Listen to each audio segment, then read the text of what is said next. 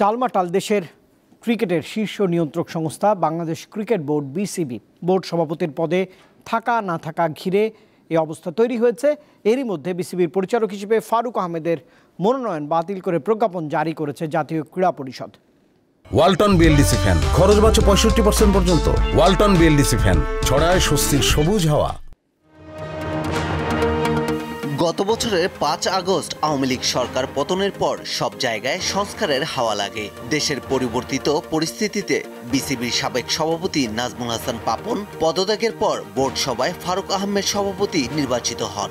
সরকার মনোনীত পরিচালক হয়ে বোর্ড সভাপতি হওয়ার মাত্র 9 মাস পরই তার সেই পদে থাকা নিয়ে সংশয় তৈরি হয়েছে।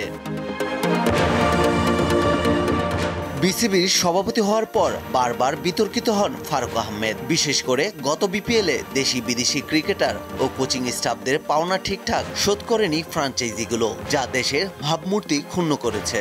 বিপিএলে ফ্র্যাঞ্চাইজি বন্টন নিয়ে ফারুক আহমেদের পছন্দ অপছন্দ গুরুত্ব পেয়েছে বলেও অভিযোগ ওঠে। এরপর নিজের পছন্দ মতো ব্যাংকে বিসিবির অন্তত 250 কোটি টাকার এফডিআর স্থানান্তর করেন ফারুক আহমেদ। এমন অভিযোগ ওঠে তার বিরুদ্ধে।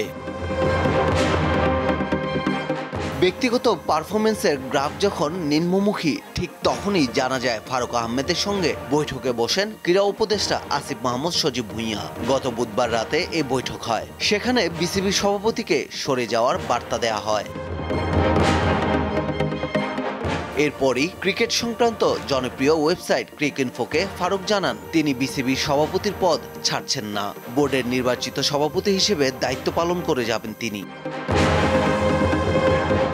তবে ফারুক আহমেদের ইচ্ছার পথে বাধা হয়ে উঠতে পারে বিসিবির 8 পরিচালকের চিঠি। আকরাম খান ছাড়া ওই 8 পরিচালক ফারুক আহমেদের কর্মকাণ্ডের বিরুদ্ধে অনাস্থা জানিয়ে জাতীয় ক্রীড়া পরিষদ বরাবর এরই মধ্যে চিঠি লিখেছেন। তবে সরকারের পক্ষ থেকে ফারুক আহমেদকে পদত্যাগ করতে বললেও দায়িত্ব থেকে সরিয়ে দেওয়ার সুযোগ নেই। তাকে জোরপূর্বক দায়িত্ব থেকে অব্যাহতি দিলে তা সরকারি হস্তক্ষেপ হিসেবে বিবেচিত হবে। এতে করে আইসিসির নিষেধাজ্ঞায় পড়তে পারে বাংলাদেশ ক্রিকেট।